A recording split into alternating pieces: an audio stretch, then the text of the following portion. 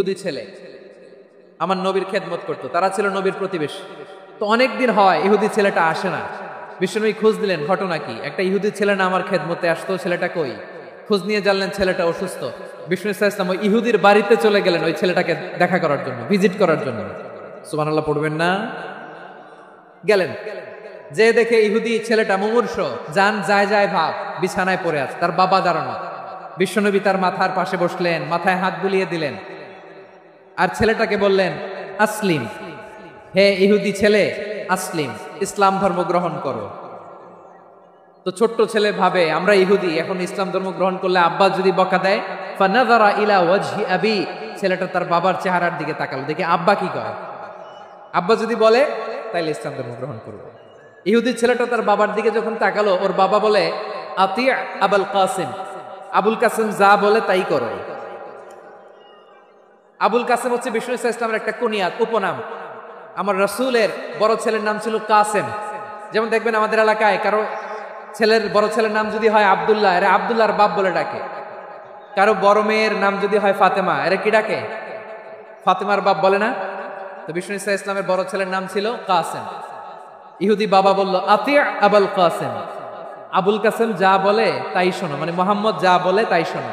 এই কথা শুনে ছেলে সাহস পাইছে, ছেলে আবার পড়তে আরম্ভ করলো আশহাদু আল্লাহ ইলাহা ইল্লাল্লাহ ওয়া আশহাদু আন্না মুহাম্মাদার রাসূলুল্লাহ, পড়েন আল্লাহু আকবার। বিশ্বনবীর আহ্বান শুনে ওই আহ্বানে সাড়া দিয়ে ইহুদি ছেলে শাহাদা পড়ে মুসলমান হয়ে গেল। তার হৃদয়টারে ঈমানের নূর দিয়ে আলোকিত করে দিল কে? এবার রাসূল সাল্লাল্লাহু আলাইহি ওয়াসাল্লাম বের হয়ে আসলেন ঘর থেকে, আর বললেন আলহামদুলিল্লাহিল্লাযী আনকাযাহু মিনান নার, প্রশংসা সে আল্লাহর যে আল্লাহ জাহান্নামে চলে যাচ্ছিল প্রায় এমন একটা লোককে মুহূর্তের মধ্যে কালেমায়ে শাহাদাতের বদৌলতে জান্নাতি বানায় দিলেন। আওয়াজ করে পড়েন সুবহানাল্লাহ। বিষ্ণু ইসলামের স্ত্রীর নাম ছিল আয়েশা রাদিয়াল্লাহু তাআলা আনহা, আবু বকর রাদিয়াল্লাহু তাআলা আনহুর মেয়ে। আবু বকর রাদিয়াল্লাহু তাআলা আনহুর আরেক মেয়ের নাম হচ্ছে আসমা। দুজনই আবু বকর রাদিয়াল্লাহু তাআলা আনহুর মেয়ে, আসমা আর আয়েশা, দুজন বোন, এক মায়ের না, বাবা এক মা দুইজন। আয়েশা রাদিয়াল্লাহু তাআলা আনহার মায়ের নাম উম্মে রুমান, আর আসমা রাদিয়াল্লাহু তাআলা আনহার মায়ের নাম কুতাইলা বিনতে আব্দুল উজ্জা।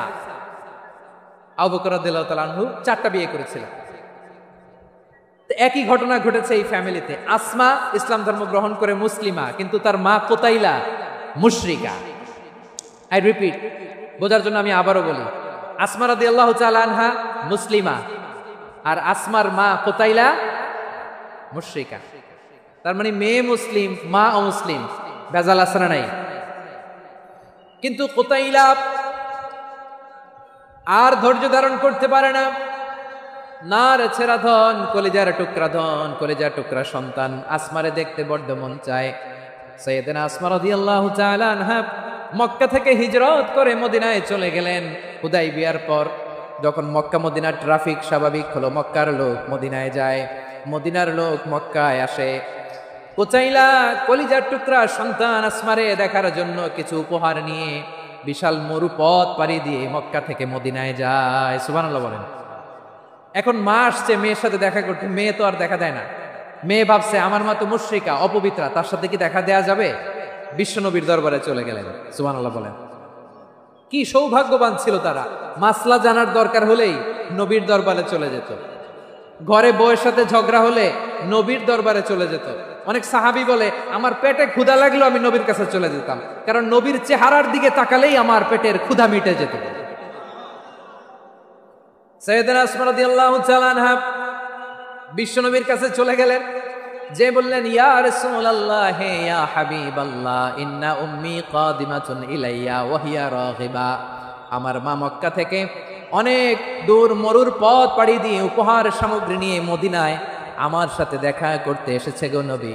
আমার জানতে বড্ড ইচ্ছে হয় আমি আমার মুশরিকা মায়ের সাথে একটু দেখা করতে পারবো কিনা। আফা আসিলুহা, আগে যেমনি আমি আমার মায়ের সাথে ভালো আচরণ করতাম, যেমনি আমি আমার মায়ের সাথে সদাচরণ করতাম গো নবী, এখন আমি মুসলিমা, মা মুশরিকা, এখনো কি আগের মতো সদাচরণ করতে পারবো নাকি? বিশ্বনবী বললেন নাম সিলিহা, হ্যাঁ রে আসমা, অবশ্যই অবশ্যই, আগে ঠিক যেমন তুমি তোমার মায়ের সাথে ভালো আচরণ করতে, এখনো তেমনি আগের মতো ভালো আচরণ করবা। আওয়াজ করে পড়েন সুবহানাল্লাহ। সপ্তম হিজরিতে বিষ্ণু ইসলাম সব সুপার পাওয়ারের কাছে চিঠি দিলেন, রোমান সম্রাটের কাছে, পারস্য অধিপতির কাছে, মিশরের অধিপতির কাছে, সবার কাছে চিঠি লিখলেন। চিঠির ভাষা ছিল এরকম, মিন মুহাম্মাদিন রাসূলিল্লাহ ইলা মুকাওকিস আযীমিল কিবত। মুহাম্মদ রাসূলুল্লাহর পক্ষ থেকে মিশরের বাদশার কাছে, আসলিম তাসলাম, ইসলাম মানো শান্তিতে থাকবা, সালামুন আলা মান ইত্তাবা আল হুদা, শান্তি তার জন্য যে হেদায়েতের অনুসরণ করে। সুবহানাল্লাহ পড়েন। তো এই চিঠি অনেকে ভালোভাবে রিসিভ করেছে, অনেকে এই চিঠি পাওয়ার পরে নবীর কাছে আবার ইন রিটার্ন উপহার পাঠিয়েছে। কি পাঠিয়েছে? উপহার। মিশরের বাদশা মুকাওকিস তিনি বিশ্বনবীকে বিশাল এক উপহারের ডালি পাঠিয়েছেন। মিশরের বাদশা মুকাওকিস ছিলেন ধর্মে খ্রিস্টান। লালমনিরহাটের ভাইয়েরা আওয়াজ করে বলেন, মিশরের বাদশা ধর্মে কি ছিল? খ্রিস্টান। কি উপহার দিয়েছিল আমার নবীকে? শুনতে মনে চায়? 1000 স্বর্ণ মুদ্রা। 1000 স্বর্ণ মুদ্রা। 2টা খ্রিস্টান দাসী, একজনের নাম মারিয়া বিনতে শামউন আল কিবতিয়া, আরেকজনের নাম সিরিন বিনতে শামউন আল কিবতিয়া। একজন খ্রিস্টান দাস 20 থান কাপড় জামা বানানোর জন্য, আমরা নবী যেন সেলাই করে জামা বানাতে পারে এজন্য 20 থান কাপড়, 20 থান ফাইন গার্মেন্ট। সুবহানাল্লাহ পড়বেন না?